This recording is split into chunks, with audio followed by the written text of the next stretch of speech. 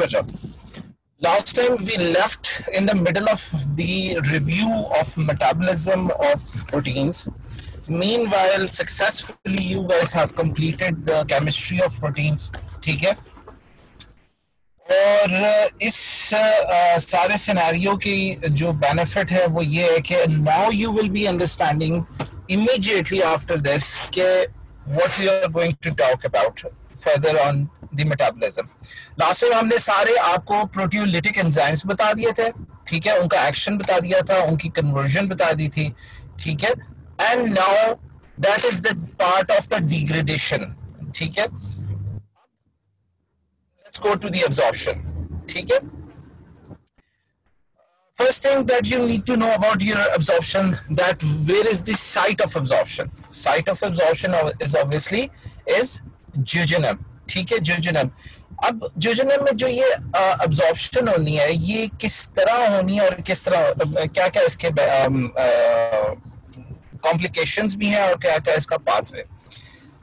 You need to remember, beta, clinical point, a very important clinical point you need to remember, that is कि there is a portal circulation. There is a term called as portal circulation. I hope कि आप लोगों को वो anatomy में पढ़ाई जाए and you can correlate this thing. Any circulation that passes through liver is called a portal circulation. ठीक है? So proteins they go through a portal circulation. अब वो portal circulation क्या होगी?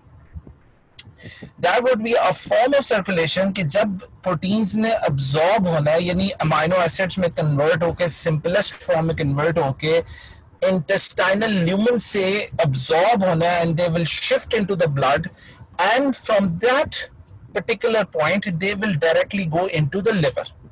So this is the circulatory pathway of proteins to go inside a human body.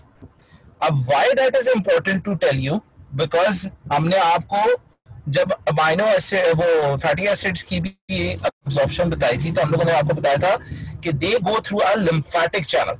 Now they go through the portal channel. ये question भी है. One of the diseases that comes across, that is ascites. पेट में पानी पड़ जाना, ascites.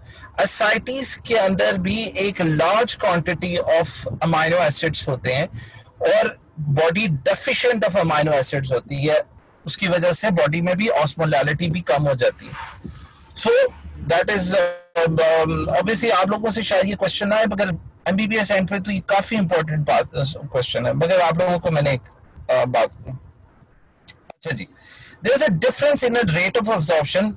MCQ आता है from intestine into of the two isomers, ठीक है, एक है L amino acid और L peptides absorb rapidly then D isomers and absorbed active transport systems. ठीक है जी. अभी आप लोगों ने प्रोटीन केमिस्ट्री पढ़ी है, आपने प्रोटीन की आइसोमेरिज्म वहां पे पढ़ी होगी, ठीक है. So the D form is मतलब the L form is more rapid rather than the D form of it. और they will go through the active transport. जब मैंने आपको cellular transport के चैप्टर पढ़ा रहा था तो मैंने आप लोगों को बताया था कि there is a term called as symptotism. That is an active pump और active ये जो आपके मिनरलो कंटेंट्स है, आपके एक्टिव पंप है डिपेंडिंग, जैसा सोडियम पोटेशियम है, इसके अंदर मॉडल चल रहा होता है और एटीपी यूज हो रहा होता है, and that is why it is an active transport but using a special transporters calling as symports. ठीक हो गया. बाकी absorb slowly and they are also absorb. इनमें से जो डी अमाइनो एसिड्स हैं उनकी अब्सॉर्प्शन हमेशा पैसिव है without any consumption of energy. ठीक हो गया, यहां तक बात खत्म होगी.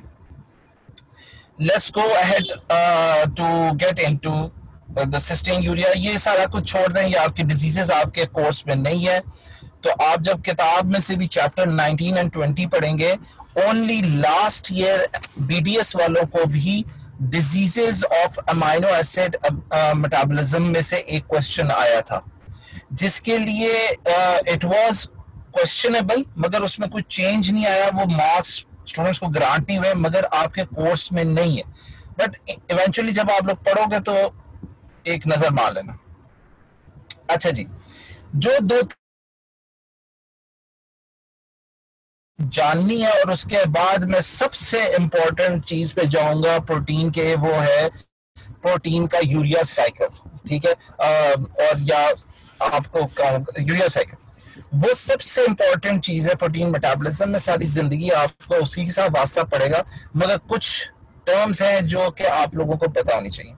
सबसे पहला जो टर्म है अमाइनो एसिड पूल। बेटा अमाइनो एसिड पूल एक fix number of amino acid है in a form of weight, grams के अंदर एक special quantity of amino acid है जो कि हमारी बॉडी कोशिश करती है कि वो मेंटेन करे।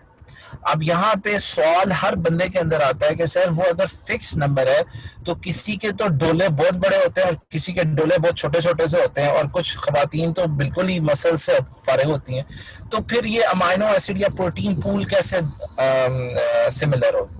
बेटा when we are talking about the protein pool, we are not talking about the protein mass or fixed protein in a form of structure.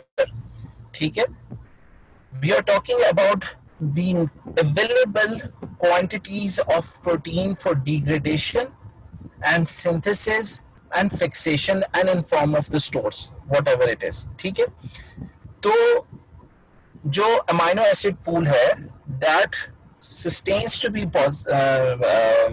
constant, और अगर ये अमाइनो एसिड पूल नेगेटिव होता है तो इट मींस कि the quantity of amino acid required, the quantity of protein required to the body, वो उसको नहीं अवेलेबल हो। और अगर ये पॉजिटिव हो जाती है तो इसका मतलब है कि द अमाउंट ऑफ प्रोटीन जो कि डिग्रेड होकर बॉडी से एक्सक्रीट होना था वो नहीं हो रहा। इसी तरह प्रोटीन टर्नओवर, ये दूसरा टर्म है जो कि इसके ऊपर आपको डिबेट करनी है। Protein turnover is a term जो कि रिलेटेड है आपके conversion of one form of amino acid to the other. For example आपको मैं याद कराता हूं, अभी आपने केमिस्ट्री पढ़ी, जिस स्ट्रक्चर के अंदर नाइट्रोजन नहीं है वो प्रोटीन नहीं है। साइज चेंजेस, मेरे साइज चेंजेस किस बारे में आप बात कर रहे हो? देखो आप अपना सवाल एक्सप्लेन करो, मैं मुझे समझ नहीं आई आपके स्टेटमेंट की, मैं साथ साथ बताता हूँ।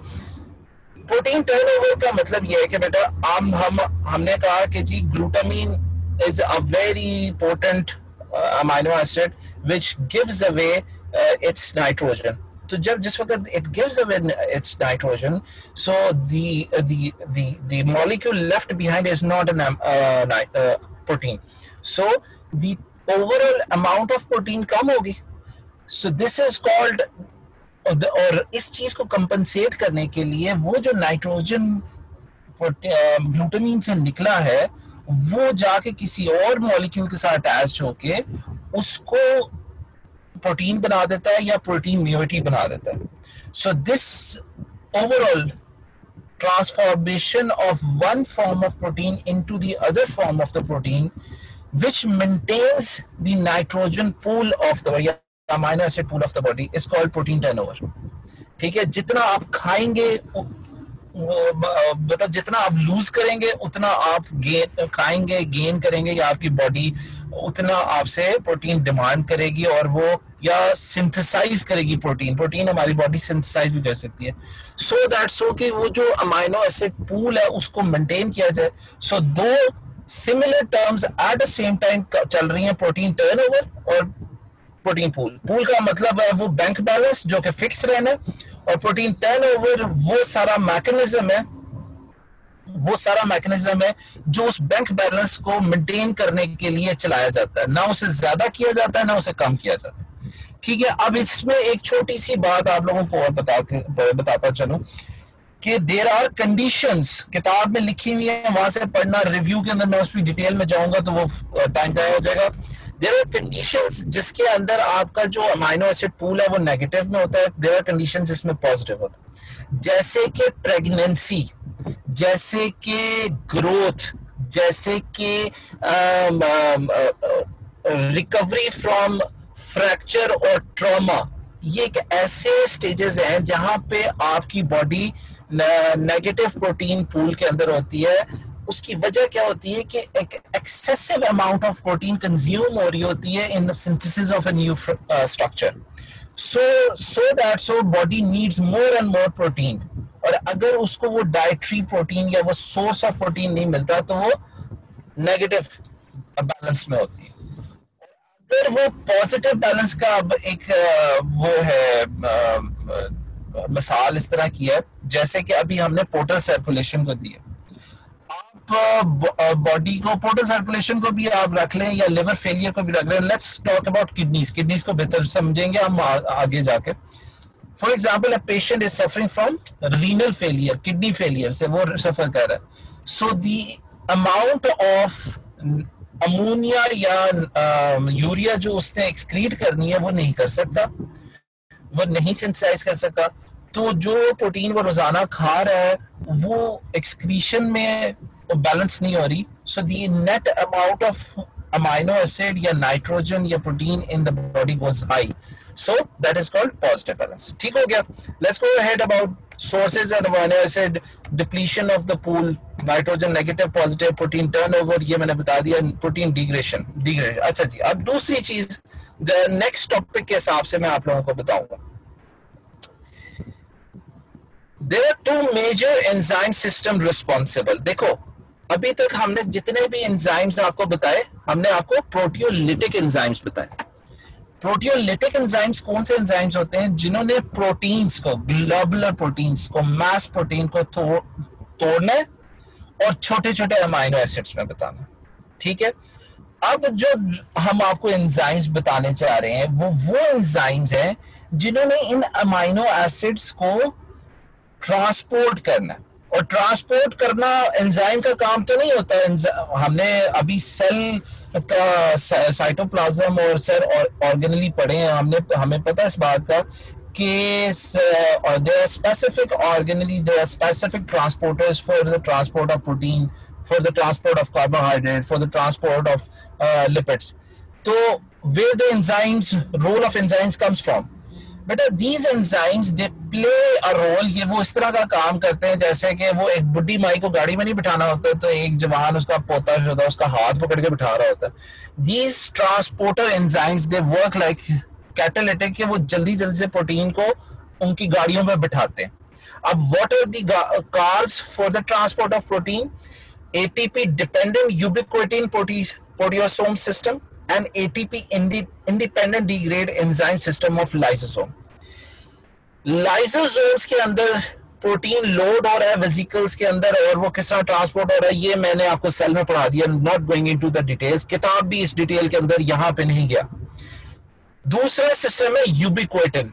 बेटा यूबिक्विटिन एक किस्म का मॉलिक्यूल होता है ये भी प्रोटीन इन नेचर है, मगर इसका क्या काम होता है कि ये जितना भी आपने अमाइनो एसिड्स खाए होते हैं ये और डिग्रेड किए होते हैं ये उनको आपके पोर्टल सर्कुलेशन के अंदर अपने साथ बाइंड करता है and transports them to the specific regions of the body. अब यूबिक्विटिन की जो एक स्पेसिफिक कैरेक्टर है जो कि आपको पता होना है, इस process of binding of ubiquitin with the amino acid with the protein or small molecules is called ubiquination। पहली टर्म, ठीक है। और ये करता कैसे है? It occurs through alpha यानी पहला वाला ऊपर वाला कार्बोक्साइल ग्लाइसिन ऑफ यूबिक्विटिन, यानी यूबिक्विटिन के अंदर एक नाइट्रोजन म्यूटी है एक कार्बोक्सिल म्यूटी है। तो ये अपने जो कार्बोक्सिलिक म्यूटी के अंदर जो ग्लाइसिन है उसके साथ लाइसिन और amino acids of the protein substrate को कंबाइन कर लेता है, यानी अपने कार्बोक्सिलिक एंड से, ठीक है, to the nitrogenous end bond formation करता है। ठीक है, this is the specific pattern इसको इसीलिए यूबिक्वेशन पैटर्न के नाम से भी सवाल आ जाएगा, यूबिक्वेशन का भी सवाल आ जाएगा, और वैसे भी आपसे कोई बंदा पूछ लेगा व्हाट इज यूबिक्विटी। ठीक हो गया, दिस इज द ट्रांसपोर्ट। अच्छा जी, the next thing that you need to know about further protein rich sequences, ये छोड़ दें, ये सारा कुछ छोड़ दें, ये छोड़ दें, ये छोड़। अच्छा जी, एसेंशियल नॉन एसेंशियल पता है आपको, ठीक हो गया। अब आगे चलते हैं, जो चीज मैंने आपको बतानी, यहां से शुरू करते हैं। ये स्ट्रक्चर अभी आपने पढ़ा होगा, एक सिर्फ अमाइन है, NH2 है, ये अमाइन ग्रुप है, ये वो ग्रुप है जो कि इसको प्रोटीन बनाता है। ठीक हो गया बेटा, मुझे इनपुट दो सारे, तुम लोगों को समझ आ रही है अभी अब मैं क्या बात करने लगा, अभी तक क्या स्टोरी बिल्डअप हुई और अब मैं क्या बात करने लगा। Tell me, you catch the thing अभी, ये जो आपको समझ आ रही है। Why you guys are 37, why not 45?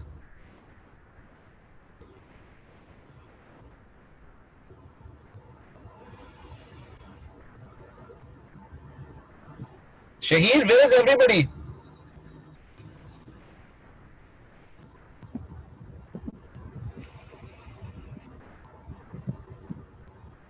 I hope कि मैं ना next day, I don't want to do it. बच्चों तुम लोगों का मतलब, मुझे मैडम गुलफरीन की तरफ से,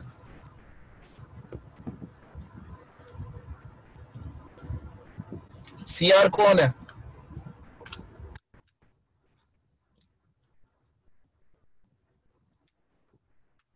CR है। And where is Hamda?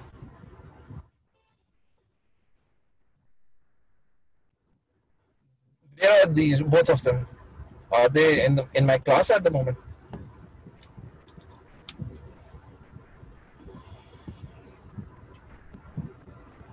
जी बेटा, किधर है सारे बच्चे आपके, क्यों अटेंडेंस शॉर्ट क्यों जा रही है?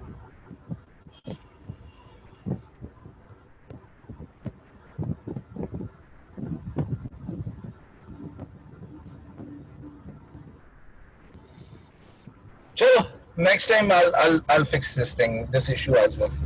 चलो बहरहाल, and where is Hamda by the way?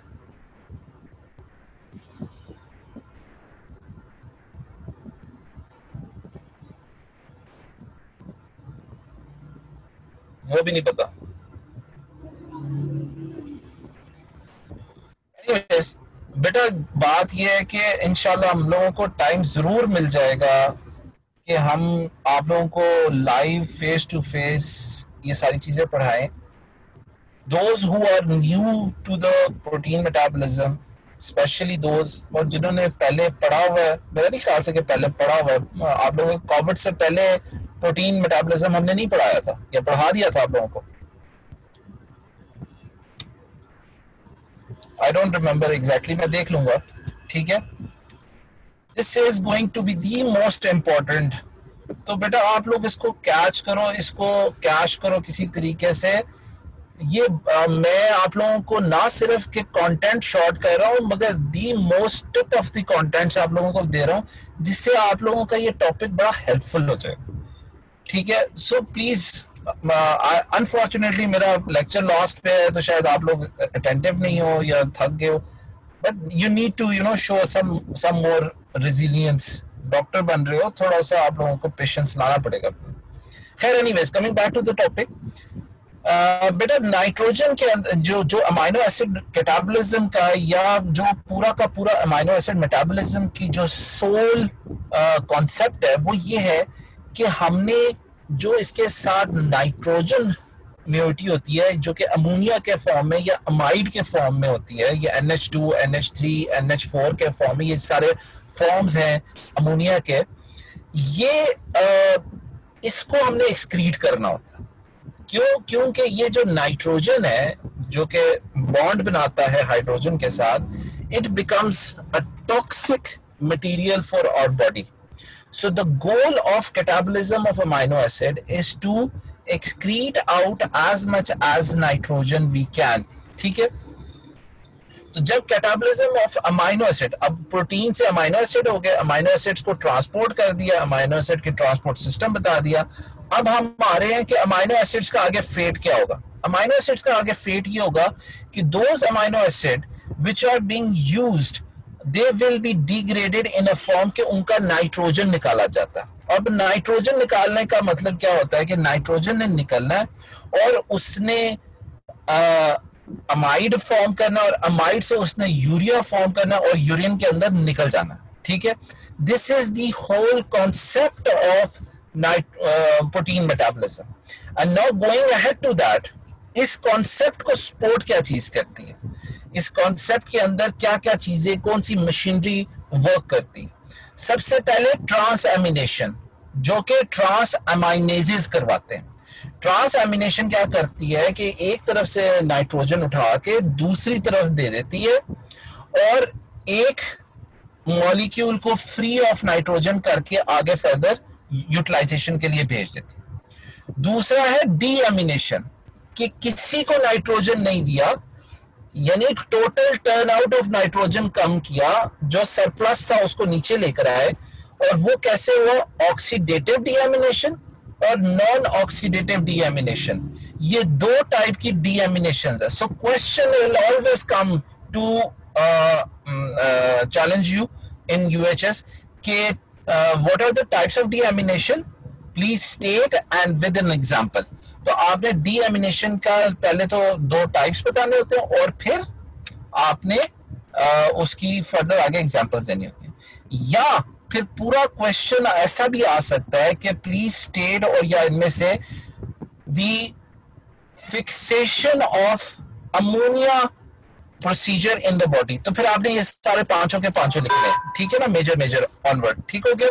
सो इसमें आते हुए पहला ट्रांस एमिनेशन हो गया, फिर डी एमिनेशन हो गया, फिर तीसरी जो फॉर्म है वो trans and deamination together, यानी एक तरफ से ट्रांसफर किया गया और दूसरी तरफ से ट्रांसफर होने के बाद उसे छीन लिया गया। So two processes will be done और will be executed in one catabolic step, ठीक हो गया। और तीसरा जो है वो है अमोनिया ट्रांसपोर्ट, और चौथा पांचवा जो है फॉर्मेशन ऑफ यूरिया। सो जो यूरिया साइकिल जिसके लिए बात की जाती है, वहां वो बेसिकली एक ऐसे पाथवे में है जिसमें ये जितना अमोनिया इकट्ठा होता है प्रोटीन से हमारी बॉडी के अंदर, उसको एक फाइनल फॉर्म ऑफ यूरिया में दिया जाता है, जो कि वाटर या जो कह सकते हैं हाइड्रोफिलिक होता है, सॉल्युबल होता है आपके प्लाज्मा में, और वो एक्सक्रीट हो जाता है यूरिन के। So this is the concept. Transamination, उसकी ट्रांस एमिनेशन का मैंने आप लोगों को कई दफा बताया। देखें, अल्फा अमाइनो एसिड डोनर है, जो कि आपका बेसिकली ये ग्लूटामीन का स्ट्रक्चर है। ग्लूटामीन से जहां ये जो जहां पे माउस फेर रहा हूं, इधर से आप देखो कि अल्फा कीटो एसिड रेसिपिएंट है, अल्फा कीटो एसिड फिर एक किस्म का फॉर्म ऑफ ग्लूटामीन है। जिस वक्त इसको एक अमोनिया मिल जाएगा, दूसरे से एक अमोनिया कम हो जाएगा, राइट। ये R2 यहां पे आ गया, स्ट्रक्चर चेंज हो गया, R1 विदाउट हो गया, ये ट्रांस एमिनेशन हो गया। अच्छा जी, हर दफा जब मैंने आपको लिपिड मेटाबॉलिज्म पढ़ाई, जब मैंने आपको ग्लाइकोजेनोलिसिस पढ़ाया, जब मैंने आपको सिंथेसिस ऑफ ग्लाइकोजन पढ़ाया, और डिग्रेडेशन और या सिट्रिक साइकिल पढ़ाया, ये सारी चीजें मैंने अभी आपको पिछले एक हफ्ते में पढ़ाई। सबसे इंपॉर्टेंट चीज क्या थी, the role of pyridoxal phosphate, vitamin B6। ये देखो पैराडॉक्सल फॉस्फेट क्या होता है। पैराडॉक्सल फॉस्फेट बेसिकली एक covalent prosthetic group, prosthetic enzyme को याद करो, कोवलेंट प्रोस्टैटिक ग्रुप है, जो कि जितने भी डी अमीनेसेस हैं और जितने भी ट्रांस अमीनेसेस हैं उनके साथ अटैच होता है। इसका काम क्या होता है कि ये एंजाइम के मदद से या एंजाइम के साथ लगा हुआ, इसके अंदर ये देखो पैराडॉक्सल फॉस्फेट एक ग्रुप होता है। ये क्या करता है, इसके पास एक आर चेन कार्बोक्सिलिक ग्रुप होता है, जो कि बहुत वोलेटाइल होता है। ये क्या करता है, ये जो नाइट्रोजन जिधर से लेनी है वहां से लेके, जहां मेरा माउस फेर रहा है वहां पे देखो, वो उसको नाइट्रोजन को अपने साथ बाइंड करता है, और उसके बावजूद ये स्टेबल नहीं रहता। ये क्या करता है, नेक्स्ट जिसको भी इसने नाइट्रोजन देना है उसको नाइट्रोजन देके दोबारा से अपने पैराडॉक्सल फॉस्फेट फॉर्म में रिवर्ट हो जाता है, यानी अपने आप को दोबारा से मेंटेन कर लेता। So this is the underlying process of transfer of nitrogen by the help of any enzyme to any other place. ठीक है जी, अब फीचर्स के अंदर नहीं जाऊंगा। अब क्लिनिकली सबसे इंपॉर्टेंट जो क्वेश्चंस आएंगे आपको, सबसे पहले आएगा एस्पार्टेट ट्रांसएमिनेज। ठीक है जी, ये लिवर का एंजाइम है, इसको SGOT के नाम से भी कहलाया जाता है। अगर अभी भी आप किसी की LFT रिपोर्ट देखेंगे तो LFT रिपोर्ट के अंदर नॉर्मली SGOT और SGOPT लिखा होता है। तो दोज आर AST और ALT। जो एस्पार्टेट अमाइनो ट्रांसफरेज है उसका नाम ही बताता है, serum glutamate oxalo acetate transaminase. ये क्या करता है, मैं शॉर्ट करके बता रहा हूं बेटा, किताब से जरूर पढ़ना, और कोई प्रॉब्लम हुई मेरे से जरूर पूछना। जब एस्पार्टेट इंट्रोड्यूस होता है लिवर के अंदर तो क्या होता है, इसके ऊपर AST यानी एस्पार्टेट ट्रांसएमिनेज आएगा। ये क्या करेगा, अल्फा ऑक्सैलो ग्लूटारेट के साथ, ठीक है, इसको कंबाइन करेगा और इसका नाइट्रोजन लेके अल्फा ऑक्सैलो ग्लूटारेट को दे देगा, और उसमें से बनाएगा ऑक्सैलो एसीटेट और ग्लूटामेट। ठीक है, जब एस्पार्टेट से नाइट्रोजन निकल गया तो वो बनेगा ऑक्सैलो एसीटेट। ठीक है, और जब अल्फा ऑक्सैलो ग्लूटारेट को नाइट्रोजन मिल गया तो वो क्या बनेगा, ग्लूटामेट। बेटा इस स्टेप को याद रखना, formation of oxalo acetate with the help of aspartate. सिर्फ ये स्टेप याद रखना, यूरिया साइकिल आपका सारा इस पे निकल जाएगा। दूसरा आपका लिवर एंजाइम कौन सा है, एलेनिन ट्रांसएमिनेज, जिसको ALT कहते हैं, एलेनिन ट्रांसएमिनेज। इसको दूसरे फॉर्म में ये भी कहते हैं सीरम ग्लूटामेट पायरोवेट ट्रांसएमिनेज। अब क्या हो रहा है, एलेनिन, जब एलेनिन की फॉर्मेशन होगी, एलेनिन से जब नाइट्रोजन लेना है तो वो अल्फा ऑक्सैलो ग्लूटारेट को देना, और उसमें से आपने ग्लूटामीन बनाना या ग्लूटामिक एसिड बनाना। और एलेनिन से जब आपने अमाइनो एसिड ले लिया, या सॉरी अमाइनो एसिड कह रहा हूं, नाइट्रोजन ले लिया, तो पीछे वो बनाएगा पायरोवेट। समझ आ गई बेटा, ये दो पाथवेज की समझ आ गई है कि एलेनिन से क्या बनेगा और एस्पार्टेट से क्या बनेगा। ये दो चीजें समझ आई? यस। दोनों के अंदर कौन हेल्प कर रहा है या कौन सी चीज बन रही है, ग्लूटामीन बन रहा है, यानी ग्लूटामेट दोनों के अंदर हेल्पिंग एजेंट है, राइट। ये भी समझ में आ गई बात आपको, ठीक हो गया। अब आगे चलते हैं। Okay good. एक फाइनल चीज आपको बतानी है दरमियान में, जो कि ऑक्सीडेटिव डीअमीनेशन है। ये ट्रांसफरेशन या ट्रांसअमाइनेशन, यानी ट्रांसफर करने वाला पाथवे हमने पढ़ा दिया। अब डीअमीनेशन वाला पाथवे पढ़ाता हूं। डीअमीनेशन वाला पाथवे के अंदर आप देखेंगे कि यहां पे आपका फेरेटिन बॉडीज आर इन्वॉल्व। ठीक है, इसमें क्या कर रहे हैं कि जो आपका कैटालिटिक एक्टिविटी डीएमिनेजेस है, इनकी जो सब म्यूरिटी है दैट कंटेन्स फोलेट और आयरन अलोंग। ठीक है, फोलेट और आयरन, ये क्या करते हैं कि ये अपने सब म्यूरिटी को नाइट्रोजन दे देते हैं, और उससे क्या करते हैं कि आपका N5 N10 मिथाइल या टेट्रा हाइड्रोफोलेट बनता है। आपने ये स्ट्रक्चर मैंने पीछे पढ़ाया था जब आप लोगों को मैंने सिंथेसिस ऑफ कोलेस्ट्रॉल करवाई थी। मैंने आप लोगों को स्ट्रक्चर पढ़ाया था N5 टेट्रा हाइड्रोफोलेट और N5 N10 मिथाइल टेट्रा हाइड्रोफोलेट। बेटा दिस इज दैट प्लेस। एक आपके पास एक बड़ा इंपॉर्टेंट मॉलिक्यूल होता है जिसे टेट्रा हाइड्रोफोलेट कहते हैं। डीएमिनेशन के अंदर टेट्राहाइड्रोफोलेट आके अपने कार्बन नंबर 5 और कार्बन नंबर 10 के ऊपर नाइट्रोजन अटैच कर लेता है और वो आगे किसी को नहीं देता।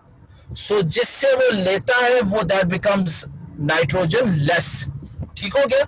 इसकी ये एग्जांपल है, राइट? ये समझ आई? आगे चलते हैं नॉन ऑक्सीडेटिव में। अब इसमें ऑक्सीडेशन क्या है सर? हाँ जी, ऑक्सीडेशन क्या है? ऑक्सीडेशन इज दिस के एडिशन ऑफ ऑक्सीजन हो रही है आपके नेक्स्ट कंपाउंड के अंदर। ये देखो, ये डबल बॉन्ड ऑक्सीजन बन रहा है, सो ये ऑक्सीडेटिव है। अब नॉन ऑक्सीडेटिव क्या है? नॉन ऑक्सीडेटिव के अंदर दोबारा से आप देखेंगे B6 पैराडॉक्सल फॉस्फेट आ गया। नॉन ऑक्सीडेटिव के अंदर भी ट्रांस एमिनेशन वाला prostatic group of pyridoxal phosphate यानी B6 प्लेज द रोल, मगर इस दफा जब B6 है या पैराडॉक्सल फॉस्फेट है किसी और मॉलिक्यूल को देने की बजाय आपका नाइट्रोजन, वो क्या करता है? That gives the nitrogen to water या कंज्यूम्स वाटर, और क्या करता है? नाइट्रोजन को अमोनिया के फॉर्म में NH4 के फॉर्म में एक स्टेबल मॉलिक्यूल के फॉर्म में बना के बाहर निकाल देता है और ammonia goes into the blood और leaves the rest of the molecule deaminated and stable. इस पाथवे के अंदर जब वो बहुत ज्यादा वाटर को कंज्यूम करता है NH4 बनाने के लिए, तो जो फाइनल प्रोडक्ट होती है उसके अंदर एक हाइड्रोजन ऐड ऑन हो जाता है। So addition of hydrogen is reduction. So इसका नाम सिर्फ इन्होंने नॉन ऑक्सीडेटिव डीएमिनेशन रखा हुआ है। It can also be called reduction deamination, मगर क्योंकि ये इसका नाम नहीं रखा तो हम इसको इस तरह बुलाएंगे नहीं, but it is a process of reduction. So boys, girls, you understood so far?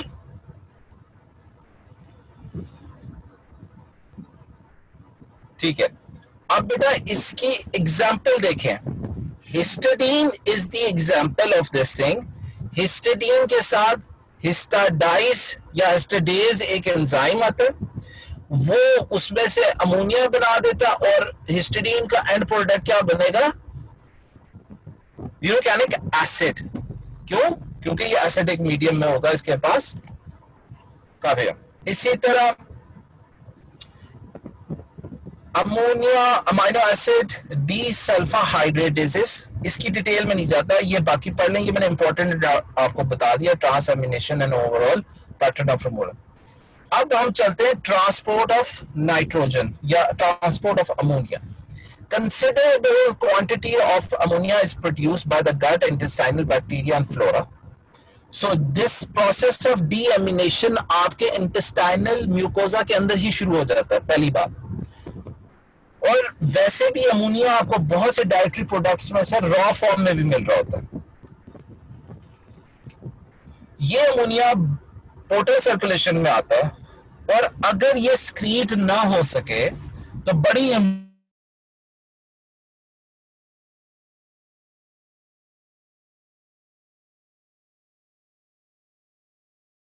Important disease होती है जिसे हम लोग कहते हैं अमोनिया एन्सेफेलोपैथी, जिसे हम कहते हैं अमोनिया। मेरी आवाज आ रही है सबको? Everybody has my voice? Okay. इसे अमोनिया एन्सेफेलोपैथी भी कहते हैं या नाइट्रोजनस एन्सेफेलोपैथी या एन्सेफेलोपैथी कहते हैं। This is one of the diseases caused in liver failure. Patient goes in delusion और ऑल्टर्ड स्टेट ऑफ कॉन्शियस और उसके बाद coma and death. So this is the disease of transport of ammonia. ठीक है, अगर आपसे बात की जाती है। ठीक है, और अमोनिया ट्रांसपोर्ट किस तरह होता है? पोर्टल सर्कुलेशन में से आता है लिवर में, लिवर में वो यूरिया साइकिल में आता है, यूरिया उसका बनता है और खत्म हो जाता है, बस इतना सा। ठीक है। हाइपर एमिनीमिया, हाइपर एमिनीमिया एक स्टेट है जिसके अंदर अमोनिया आपकी बॉडी में बढ़ जाता है। ये दो किस्म के हाइपर एमिनीमिया होते हैं, एक एक्वायर्ड है जिसमें मैंने एग्जांपल बताई है लिवर सिरोसिस या लिवर फेलियर, और एक इनहेरिटेड है जिसके अंदर आपके कुछ एंजाइम डेफिशिएंट होते हैं जो कि यूरिया साइकिल इतना एफिशिएंटली काम नहीं कर रहा होता, और उन बच्चों में ये नॉर्मली फौरन ही अपीयर हो जाता है, और वो बच्चे पैदाइशी ही हाइपरएमिनीमिया में या रीनल फेलियर में होते हैं. These are the features. इसको छोड़ दें, ये भी छोड़ दें, ये भी छोड़. अच्छा जी, अब आ जाए जी the most important form of the most important topic of your protein metabolism, that is aminos. These are the products of amino acid metabolism. ठीक है, जो भी किस्म का आप एसेंशियल खाएंगे, नॉन एसेंशियल खाएंगे अमाइनो एसिड, जब आप उसको डिग्रेड करेंगे तो उसका जो फाइनल फेट है वो ये है कि उसने यूरिया साइकिल में जाना है. और जब एक दफा यूरिया साइकिल चलेगा तो यूरिया साइकिल में से ये 7 प्रोडक्ट्स निकलते हैं. बेटा इनको इसी तरह रट लेना या इसका कोई निमोनिक कोड अपना बना लेना. Oxalo acetate, alpha ketoglutarate, pyruvate, fumarate, succinyl कोए, एसिटाइल कोए और एसीटो एसिटाइल कोए. ठीक है जी. आप लोग ये भी याद करेंगे जब कीटोन बॉडी सिंथेसिस मैंने पढ़ाई, जब मैंने आपको कोलेस्ट्रॉल सिंथेसिस पढ़ाया, जब मैंने एचएमजी कोए पाथवे पढ़ाया, जब मैंने आप लोगों को बाइल सिंथेसिस पढ़ाया. ठीक है, उसके अंदर मैंने एसिटाइल कोए और एसीटो एसिटाइल कोए की और सक्सिनाइल कोए की यूटिलाइजेशन बताई थी कि इनकी फर्दर क्या यूटिलाइजेशन. सो कहने का मकसद ये है कि आप यहाँ पे देखें, oxaloacetate goes back in the transamination, alpha keto glutarate goes back for deamination, pyruvate goes in citric cycle, fumarate goes for the formation of again आपका एचएम वो हेक्सोज मोनोफॉस्फेट यानी HMP shunt. Succinyl CoA again goes into the formation of urea cycle, और acetyl को acetoacetyl CoA के मैंने अभी आपको.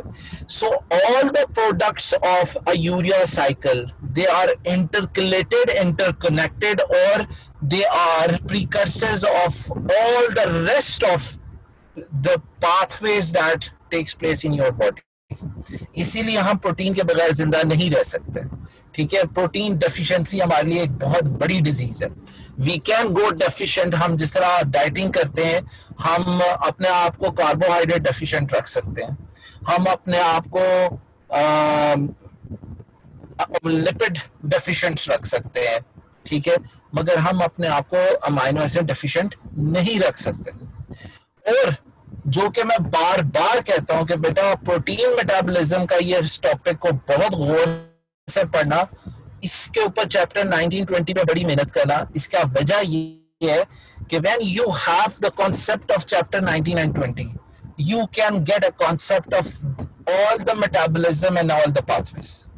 So this is why this 7 products are the reason behind, right? आगे चलते हैं. सीधा वही सी डायग्राम पे जाता हूं जो कि किताब से निकाली गई है और आपके यूरिया साइकिल की कंप्लीट फॉर्म है. यहां तक बेटा सारी बातें समझ में आ रही है? कोई कंफ्यूजन है? So we walk into the final form of urea cycle.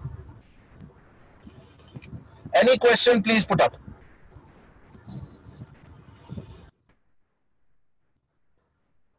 All of you.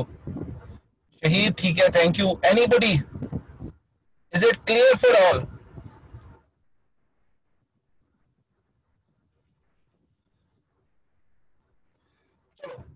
That is it. आगे चलते हैं. Let's go into the urea cycle. बेटा यूरिया साइकिल के लिए सबसे पहले आपको यह पता होना चाहिए कि यूरिया साइकिल टेक्स प्लेस कहां पे. The major site of urea cycle or the site for the urea cycle is liver, hepatocytes. ठीक है, वो cell hepatocyte cells of liver को कहते हैं, और उन सेल्स के अंदर urea cycle takes place in two steps. एक स्टेप है माइटोकॉन्ड्रियल स्टेप्स, एक है स्टेप्स साइटोसोलिक. सो इसका मतलब है कि जो यूरिया साइकिल है वो एक ऑर्गेनेली को इन्वॉल्व कर रहा है और साइटोप्लाज्म को इन्वॉल्व कर रहा है. सो कुछ स्टेप्स साइटोप्लाज्म में हो रहे हैं और कुछ स्टेप्स माइटोकॉन्ड्रिया में हो रहे हैं. सो इस डायग्राम के अंदर अब मैं जूम कर रहा हूं, इस पिंक लाइन के इस तरफ जितना कुछ हो रहा है वो माइटोकॉन्ड्रियल स्टेप्स हैं, जितना कुछ यहां पर हो रहा है वो आपके साइटोसोलिक है. So let's start this urea cycle. सबसे पहले कि कहां से आपका यूरिया साइकिल शुरू हो रहा है. We can start from aspartate, we can start from arginine, ठीक है, और we can start from gluconeogenic pathway of fumarate as well. So इस पाथवे को किसी भी साइड से आप लोग शुरू कर सकते हैं. Let's start from the mitochondrial. मैं आप लोगों को माइटोकॉन्ड्रियल साइड से पढ़ाना शुरू करूंगा सो कि आपके लिए स्टेप्स इजी हो जाए. ठीक है, आप पीछे के पाथवे को छोड़ दें, आगे समझें कि आपके पास एक एल फॉर्म का L isomers of L isomeric form के अंदर एक अमाइनो एसिड ऑर्निथीन एंटर होता है माइटोकॉन्ड्रिया में. ऑर्निथीन में कन्वर्ट होना होता है सिट्रोलिन के अंदर. सिर्फ एक स्टेप है जो कि माइटोकॉन्ड्रिया में हो रहा है, one step, conversion of ornithine into citrulline. But unfortunately this one step is not that simple. इस वन स्टेप में सबसे जो इंपॉर्टेंट चीज है वो ये है कि कार्बोमाइल फॉस्फेट इन्वॉल्व है. Carbomyl phosphate acts as a prostatic group of enzyme for the conversion of ornithine into citrulline. और वो क्या है? Ornithine transcarboxy carbamylase. Ornithine transcarbamylase is the enzyme, जो कि इस एंजाइम का नाम है कि जो ट्रांसफर करता है और ऑर्निथीन को सिट्रोलिन में कन्वर्ट करता है. इस ट्रांस कार्बामाइलेज को बनाने के लिए या एक्टिव करने के लिए इसको कार्बोमाइल फॉस्फेट ग्रुप की जरूरत होती है. ठीक है, so the important thing is this कि जो आपकी बॉडी के अंदर बाइकार्ब बनता है, जो आपका ग्लूटामीन, जहां पे मैं माउस फेर रहा हूं बेटा, यहां पे अगर आप फोकस कर रहे हो, जो आपकी बॉडी के अंदर ग्लूटामीन नाइट्रोजन फ्री कर रहा है और जो एटीपीज आपको रिक्वायर्ड है फॉर द सिंथेसिस, ये तीनों मिलके एक पाथवे के अंदर जाते हैं जिसके अंदर दे कंसिडरेबली कंसिस्ट और make carbamoyl phosphate by themselves. अच्छा जी, the enzyme has an absolute requirement of N-acetyl glutamate which act as an allosteric activator. So यहाँ पे बेटा glutamate, N-acetyl glutamate, a form of glutamine जिसके अंदर से nitrogen निकला हुआ है और नाइट्रोजन यहाँ पे पड़ा हुआ है, उसकी जरूरत है. और वो जब ये तीनों चीजें मिलती हैं और कार्बोमाइल फॉस्फेट सिंथेज 1, एक कार्बोमाइल सिंथेज 2 भी है, वो कहां पे पड़ा था? किसी को याद है? जल्दी से अगर बता सकता है, मेरा टाइम वेस्ट किया है. कोई है इतना इंटेलिजेंट बैठा हुआ? CPS 2 कहां पे था? कोई बता सकता है?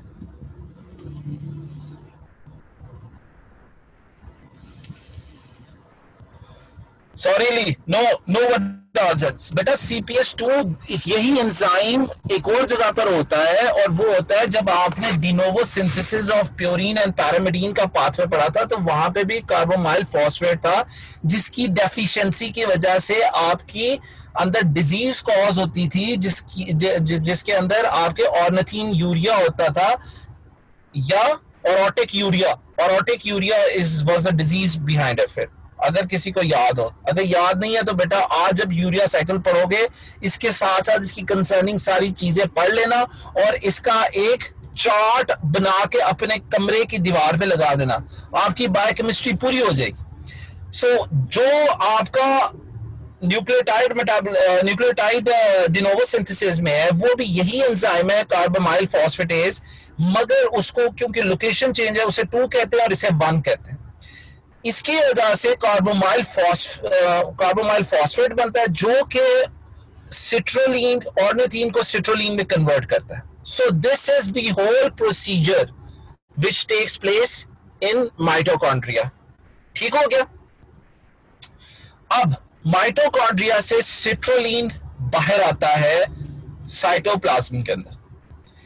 जैसे ही वो साइटोप्लाज्म में आता है तो जो पहला बंदा उसको मिलता है रास्ते में, वो उसको एस्पार्टेट मिलता है। अब सिट्रोलिन के ऊपर इतना काम हुआ हुआ है, उसके अंदर इतनी एनर्जी डाली हुई है, एटीपी भी लगे हुए हैं इसके अंदर नाइट्रोजन भी लगा हुआ है, इसको कार्बोमाइल फॉस्फेट की वो कार्बोनिक ग्रुप भी लगा हुआ है। So it is much stronger than aspartate.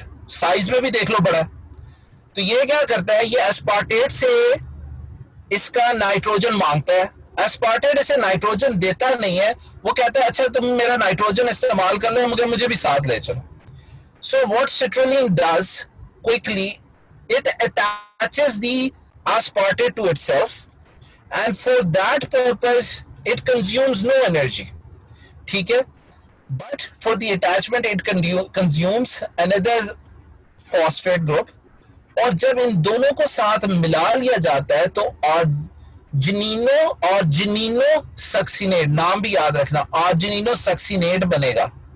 ठीक है, जब ये आर्जिनिनो सक्सिनेट बन गया, अब सिट्रोलिन सोचता है कि यार मैंने नाइट्रोजन तो ले लिया, इसको अपने साथ एवं बांधा हुआ, इसको फारिग कराऊं किसी तरीके से।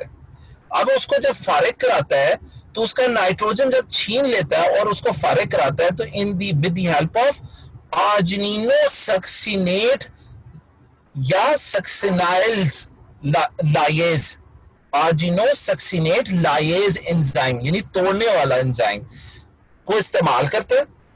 यहां पे फिर पैराडॉक्सल फॉस्फेट, बेसिकली इस डायग्राम में नहीं दिया हुआ, इधर फिर पैराडॉक्सल फॉस्फेट इन्वॉल्व होता है, और वो क्या करता है, एस्पार्टेट का नाइट्रोजन ये जो सिट्रोलिन है वो छीन लेता है, और बाकी का जो उसका कार्बोहाइड्रेट और कार्बन और हाइड्रोजन वाला स्ट्रक्चर है वो बाहर फेंक देता है। The structure of aspartate without nitrogen is called fumarate. अभी जब मैं आपको पीछे ट्रांस अमीनेजेस पढ़ा रहा था, जब मैंने आपको एएसटी या एसजीओटी पढ़ाया था, तो मैंने बताया था कि बेटा याद रखना, एक अल्फा ग्लूटारेट बनेगा और दूसरा फ्यूमरेट बनेगा। सो ये फ्यूमरेट आ गया यहां पे। ठीक है, इसने फ्यूमरेट बना के अब इस एस्पार्टेट से जान छुड़ा ली। अब जो आपका सिट्रोलिन है उसके पास 2 स्ट्रॉन्ग नाइट्रोजन ग्रुप्स है। अब इसका नाम बदल गया। अब जब इसके पास ज्यादा पैसे आ गए तो इसने अपने नाम चौधरी साहब रख लिया। तो चौधरी साहब का नाम है एल आर्जिनिन। एल आर्जिनिन आपको एसेंशियल और नॉन एसेंशियल दोनों फॉर्म्स में ह्यूमन बॉडी के अंदर रिक्वायर्ड होता है।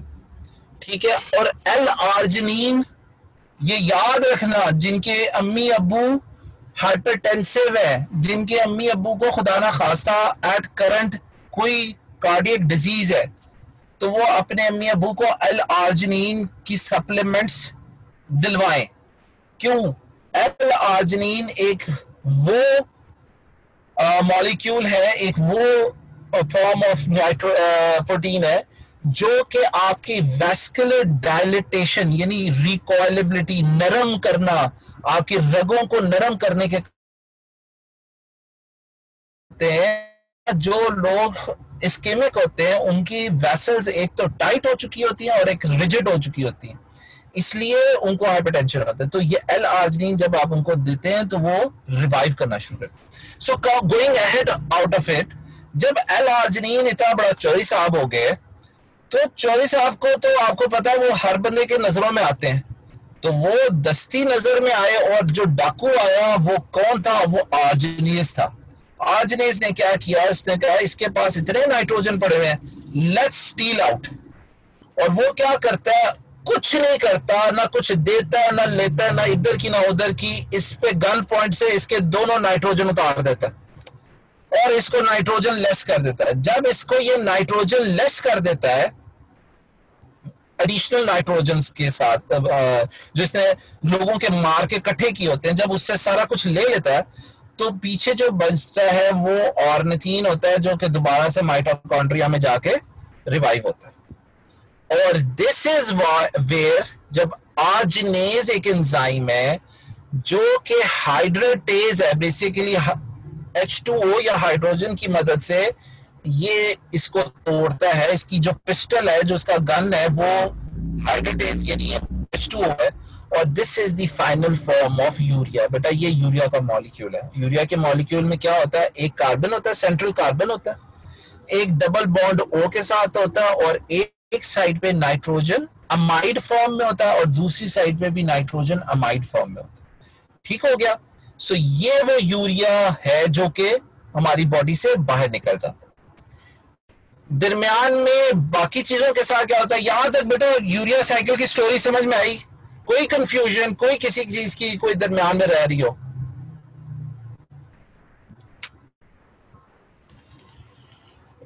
सब okay?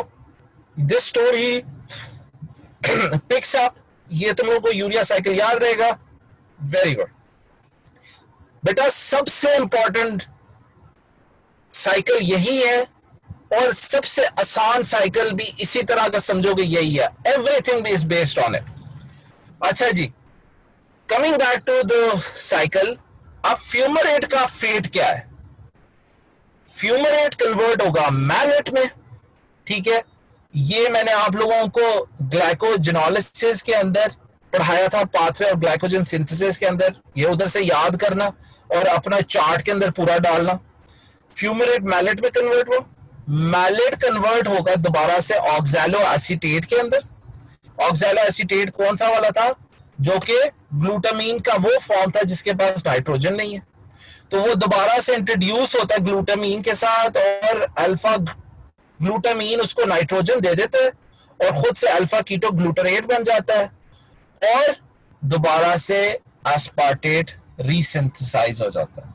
So here aspartate becomes a non-essential amino acid because it is being resynthesized as a byproduct of urea cycle. So beta, this is absolutely the whole soul of protein metabolism, nothing more. ठीक है, chapter 20 के अंदर आप लोग सिर्फ इसी सारे pathway को रिवर्स पढ़ोगे और डिफरेंट अमाइनो एसिड की सिंथेसिस को पढ़ोगे, जो कि मुश्किल नहीं है, जिनको आप लोगों ने खुद से पढ़ लेना है। अगर आप लोगों को ये concepts transamination, deamination, trans और डी एमिनेशन और urea cycle, urea synthesis and tetrahydrofolate synthesis के हैं, तो आगे का सारी की सारी knowledge will be a tip of, मतलब will be a piece of cake इंशाल्लाह। ठीक है, सो आगे थोड़ा सा इसको देख लेते हैं। फॉर्मेशन ऑफ कार्बोमाइल फॉस्फेट एक बहुत इंपॉर्टेंट स्टेप है CPS1, जिसके लिए कहते हैं। इसकी इंपॉर्टेंस इसीलिए इतनी ज्यादा, इसीलिए ये इंडिपेंडेंटली माइटोकॉन्ड्रिया में होता है। इसके ऊपर थोड़ी सी बात करते हैं। Formation of carbamoyl phosphate by the carbamoyl phosphate synthase 1 या CPS1 is driven by the cleavage of two molecules of ATP.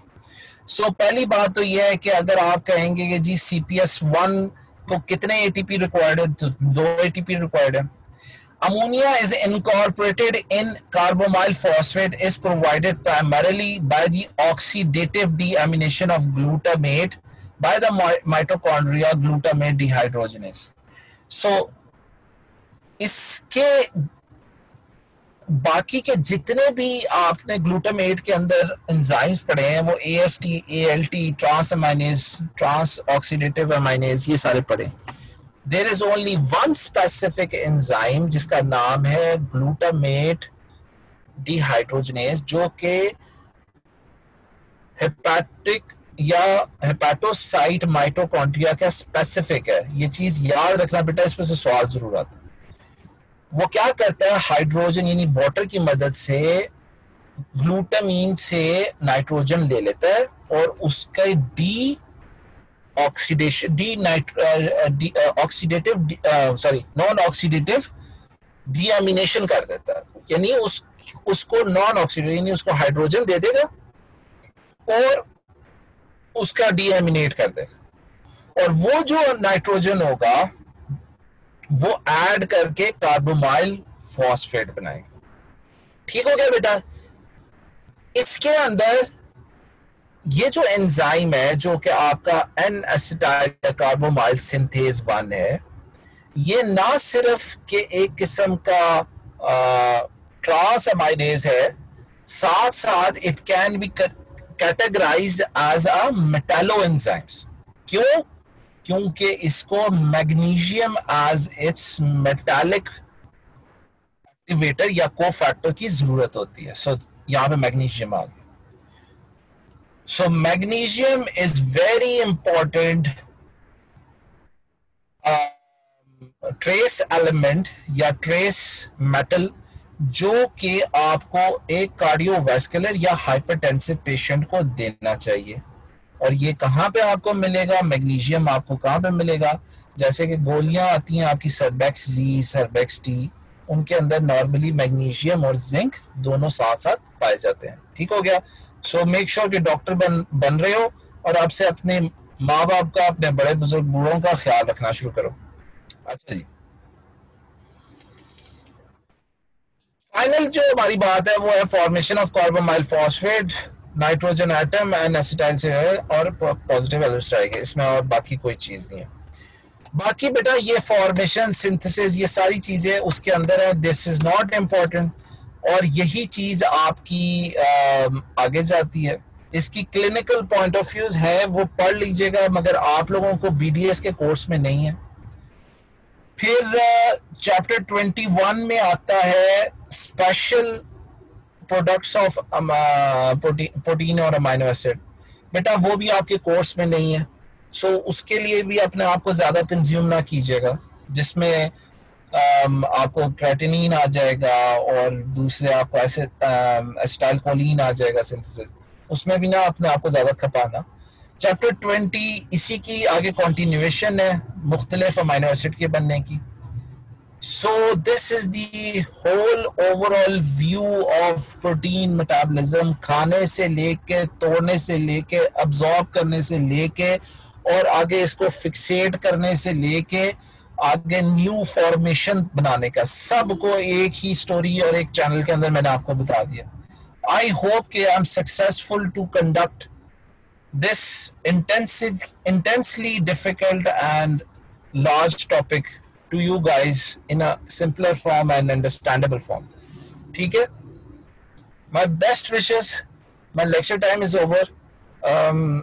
किसी को बेटा दिन हो रात हो, किसी किस्म की कोई नॉलेज के बारे में बात करनी हो, अपने कोर्स के बारे में बात करनी हो, और किसी को आपने किसी क्लिनिकल बात में कोई दवाई, कोई किसी किस्म की, I am at your service. I will be more than glad to help you and assist you. But बेटा प्लीज मेक श्योर पढ़ लो इसको, बहुत important. Thank you so very much. अल्लाह हाफिज।